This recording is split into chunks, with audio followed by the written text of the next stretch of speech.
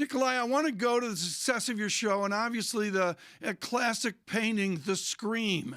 It seems everyone now is screaming. How did you do 14% blended and not scream this year?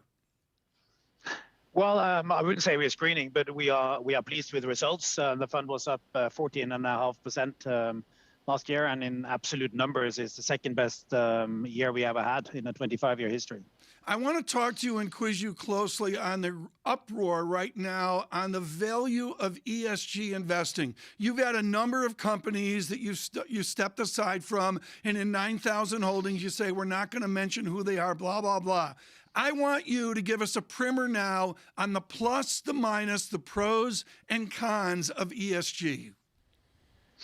Well, it's clearly a plus. And, perhaps in the old days, there was a bit of a trade-off between, ESG and returns. Now, I really think they go hand in hand. The thing is, if you own a company now which is not sustainable, doesn't have a sustainable business model, not only will you not get finance, you'll not get insurance, nobody will want to work with you, and you will have no clients. So it just really goes together to a degree we haven't seen before. Tell me about a Sharpe ratio analysis of what you do. You are the aircraft carrier. You can barely move the needle with any individual stock or even sector selection as well. In the ferment we're in, including what we saw from the American Central Bank yesterday, how do you find alpha? How do you find a Sharpe ratio return that's constructive? Well, you're absolutely right. We are a very large fund, and so there aren't that many places we can hide, and we are quite indexed near in what we do. But at the same time, there are a lot of smaller tweaks we can do in terms of Give us an example. Give us an example. Well, there are companies we can choose not to own. For instance, Wirecard in Germany, we did not own that when it collapsed. It saved us, a huge amount of money.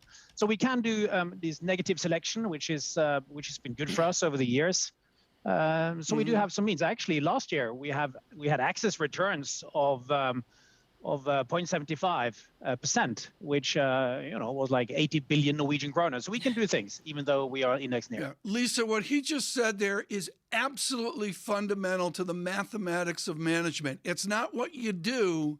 It's what you don't do that adds alpha. What you don't buy. And we were talking about ESG and how you're moving into ESG. And I just want to sit on that for a minute, Nicolai, because I know your fund has been really forward on this at a time when oil is outperforming. And we see that this transition has been incredibly difficult. And in an era of inflation, it is the energy stocks that are doing the best. How do you arrange around that?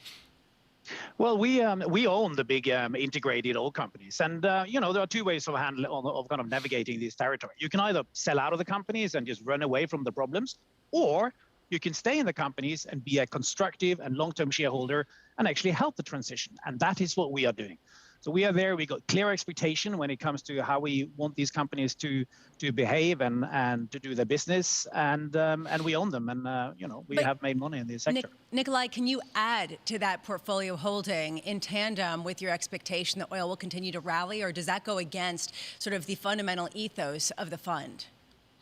No, there is no contradiction here. We can own the integrated oil companies. We think they have a very, very important part to play in the green transition. Indeed, it's interesting when you look at the various ways that they do this. They're really on top of this technology and very, very important players. So we really want to be the owner here. Nicolai, at a time of such great inflation, you've come out and you've talked about how you expect returns to be a lot lower in the years to come. How much lower, and what are you doing to offset some of the obligations that you're going to have to cover with the returns that you previously enjoyed but are not going to be getting? Yeah, well, first of all, we are a very, very long-term owner, right? We have an investment horizon of 30 to 100 years. So we are looking at this in the long term.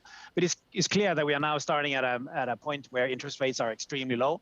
Markets are very, very high. Inflation is rampant across the world, across sectors and so on. So this is not a great starting point. So therefore, we do tell people and the Norwegian people that they should expect lower returns going forward. I want to ask two more questions, Nicolai, one off script, but you just mentioned the word rampant, which the Financial Times headlines today is rampant inflation. Do you have an optimism that inflation will come in as we move on from the pandemic and we get our supply and demand dynamics globally straightened out? No, I think it will remain high for a long time.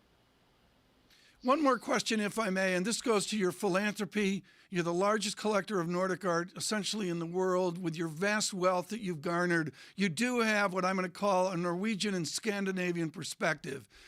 Nicolai, you have a 120-some-mile border with Russia and Norway, and of course, all eyes are to the east in Finland.